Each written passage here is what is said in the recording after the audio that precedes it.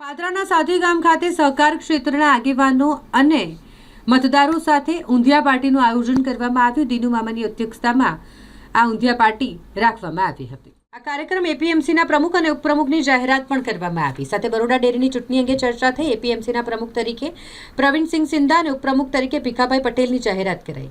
ત્યારે હાલ જ કરખડી ગામે ખેડૂત સંમેલન દરમિયાન વાયરલ થયેલા વિડીયો અંગે પણ તેમણે સ્પષ્ટતા કરી।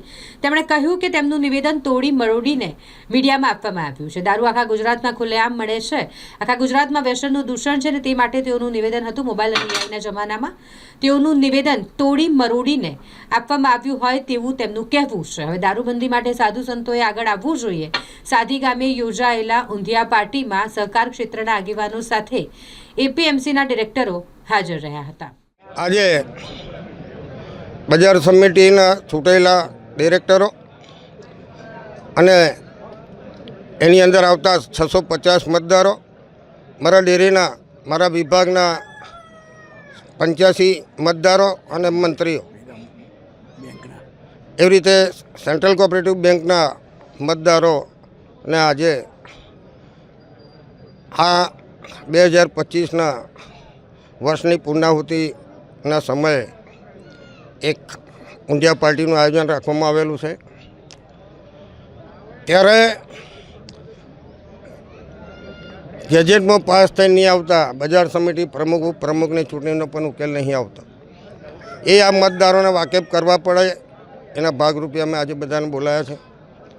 લગભગ 801 જે સહકારી ક્ષેત્રમાં જોડાયેલા મતદારો છે પાદરા તાલુકાના, એમને બોલાયા છે અને ઊંધિયા પાર્ટીનું કાર્યક્રમ રાખ્યો છે। કાયમ બધા પૂછે કે બજાર સમિતિના પ્રમુખ ઉપપ્રમુખની ચૂંટણી કાર, તો પ્રમુખ પ્રવીણ સિંધા હતા અને એમની આગેવાનીમાં બધા જ મતદારોએ બહુમતીથી ચૂંટાઈને તમામ પેનલના ઉમેદવારોને ચૂંટાઈ લાયા છે, એની આજે ખૂબ ખુશી છે। 23 તારીખે વિશ્વ ખેડૂત દિવસની ઉજવણીના ભાગરૂપે કરખડી ગામે તેના આયોજકોએ એલેમ્બિક કંપની અને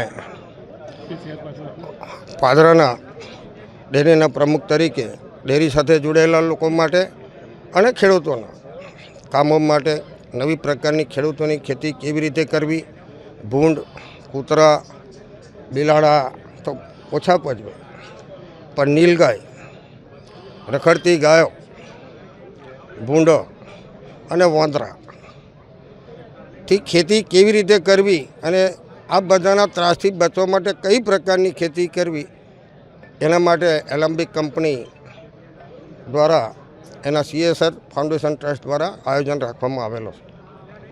ત્યારે મેં સામાન્ય કોંગ્રેસના પ્રમુખ પણ આપણા તાલુકાના માજી ધારાસભ્ય છે જસપાલસિંહ પણ હતા, તો મને પૂછવામાં આવ્યું કે મામા તમે કવાલીમાં ગયા હતા? મેં ના ભાઈ નહીં ટાઈમ મળ્યો।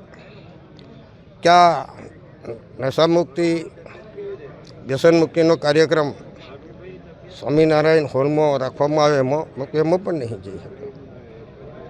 તમે કે શું કાર્યક્રમ હતો?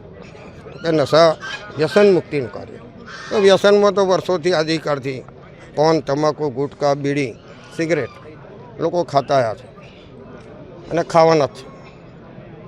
પણ હાલની પરિસ્થિતિમાં જે રીતે કોંગ્રેસની આક્રોશ રેલી ચાલે છે, આમ આદમી પાર્ટીના આગેવાનો બોલે છે કે દારૂ બંધી કરાવો, ડ્રગ્સ, ગોંજા, ચરસ જેવા જે ભયંકર નશા થઈ રહ્યા છે, છૂટથી મળી રહ્યા છે, ત્યારે એ વાતને હું પણ સમર્થન આપું છું કે ગુજરાતના કયા ગામમાં ઇંગ્લિશ અને દેશી દારૂ નહીં મળતો। તો એના માટે જ્યારે પણ ઇલેક્શનને ચૂંટણી આવે ત્યારે તમામ હિન્દુ ધર્મના સાધુ સંતો એક અવાજે નીકળે, ત્યારે વિરોધ પક્ષના નેતાઓ બોલશે, પાર્ટીના નેતાઓ બોલશે, તો એની કોઈ અસર ના થતી હોય। હવે તો ધર્મગુરુઓ, દરેક પંથના ગુરુઓ, હિન્દુ, મુસ્લિમ બધા જ ભેગા થઈ આ દૂષણ દાબવા માટે પ્રયત્નો કરી રહ્યા છે, ત્યારે એમને સહકાર નહીં મળતો। હવે સાધુ સંતો જ આ રાગે પાડી શકે એમ છે એવી મોટી આશા રાખીએ છીએ। હું તો દરેક ધર્મને માનું છું, પાદરા તાલુકાના તમામ વર્ગને માનું છું. દરેકને ફૂલની પોખણીના રૂપે જે કોઈ મદદરૂપ થાય મદદ કરતો આવેલો છું. મારામાં કંઈ ફરક પડતો નથી. પણ તોડી મરોડીને જે નિવેદન એક સામાન્ય વાત ચાલતી હતી એને અપવાદરૂપ નિવેદન બતાવનારાઓને માટે આજે મારે આ બધા મતદારોની રૂબરૂમાં ખુલાસો કરવો છે. અને આપણા માધ્યમથી પણ આ જ ખુલાસો કરી રહ્યો છું કે હવે તમે જ નક્કી કરો કે પાન, તમાકુ, બીડી, ગુટકા વાળા તો ઠેર ઠેર જે પણ પ્રોગ્રામમાં જે તે 80% લોકો મળે જ છે. પણ આ નશાથી એટલું બધું કંઈ નુકસાન નહીં થતું. પણ આ દારૂ, જુગાર, ડ્રગ્સ, જુગારથી કંઈ નુકસાન નહીં થતું હોય, કેમ કે અમુક રાજ્યોમાં લોટરીની છૂટ છે. અહીં પોલીસ કમાય છે, દારૂ વેચનારા લહેર કરે છે અને પીનારા દંડાય છે. ત્યારે બધાની જાગૃતિ આવે અને વહેલી તકે આ બધા ધર્મગુરુઓ આ મુદ્દાને પકડી સરકાર પર પ્રેશર કરી કાં તો શંકરસિંહ વાઘેલા કે આવી છૂટી કરે, કાં તો પછી આ હરિયાણા અને મધ્યપ્રદેશનું રાશી દારૂ મોંઘી કિંમતમાં વેચાઈ રહ્યો છે અને યુવાધન બરબાદ થઈ રહ્યું છે, એમાં મદદ કરે.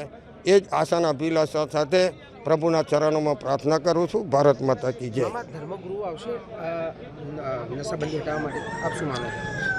હા, ધર્મ, કોઈપણ ધર્મના ગુરુઓ, સંતો, કથાકારો બધાની એક જ લાગણી છે કે વ્યસન મુક્ત થાવ, ઘરને બરબાદ ના કરો, ગામડાને બરબાદ ના કરો, ગુજરાતનું યુવાધન બરબાદ ના કરો.